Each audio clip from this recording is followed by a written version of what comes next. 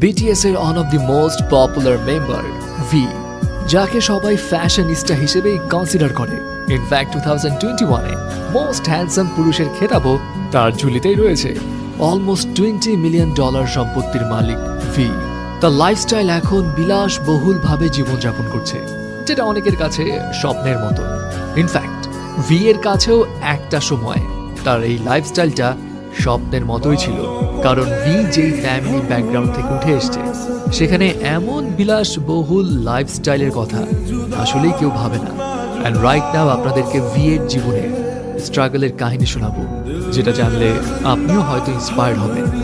V এর আসল নাম কিম তাহায়ুন।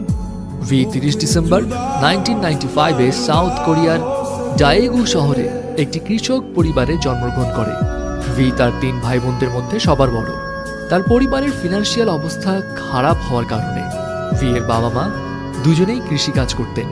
দ্যাটস ওয়াই ভি এর সঙ্গে তাদের খুব বেশি সময় কাটানোর সুযোগ হতো না, এবং ভি কিন্তু এই কারণে ছোটবেলা থেকেই তার দাদির কাছেই বড় হয়েছিল।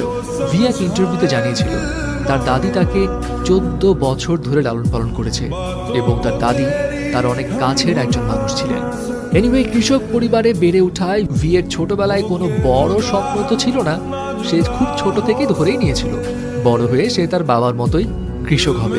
বাট ভি এর এই চিন্তা ভাবনা টোটালি পাল্টে যায় যখন ভি তার বাবার ইন্সপিরেশনে স্যাক্সোফোন বাজানো শেখা শুরু করে। আর ব্যাস তখন থেকেই তার ভিতরে মিউজিকের প্রতি আগ্রহের বীজ একটু একটু করে বোনা শুরু হয়। কিন্তু এখানে একটা কথা আছে, ভি তার বাবার ইন্সপিরেশনে মিউজিকে হাতে খড়ি পেলেও তার বাবা মায়ের কড়া ইনস্ট্রাকশন ছিল মিউজিক নিয়ে ক্যারিয়ার পার্সু করা যাবে না। তবে ভি যখন ক্লাস 9-এ পড়ে তখন তার লাইফে আসলো আনপ্রেডিক্টেবল একটা টার্নিং পয়েন্ট।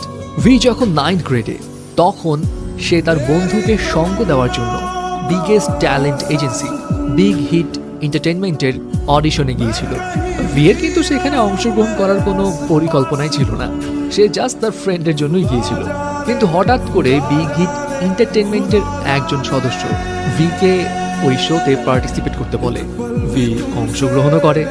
সারপ্রাইজিং বিষয় হচ্ছে, যেই মানুষটার পার্টিসিপেট করার কোনো প্ল্যানই ছিল না, সেই মানুষটাই একমাত্র পুরো শহর জুড়ে সিলেক্ট হলো। ব্যাস এরপর আর কি, ভি তার বাসায় তার বাবা মাকে সামহাউ বুঝিয়ে শুনিয়ে ট্রেনিং ক্যাম্পে যাওয়ার জন্য পারমিশন নিল।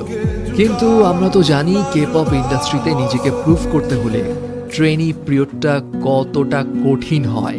অ্যান্ড অন্যান্যদের মতো ভিকেও খুব সকালে উঠে দিনে 12 থেকে 15 ঘন্টা প্র্যাকটিস করতে হতো। খাওয়া দাওয়ার স্ট্রিক্ট ডায়েট ফলো করতে হতো।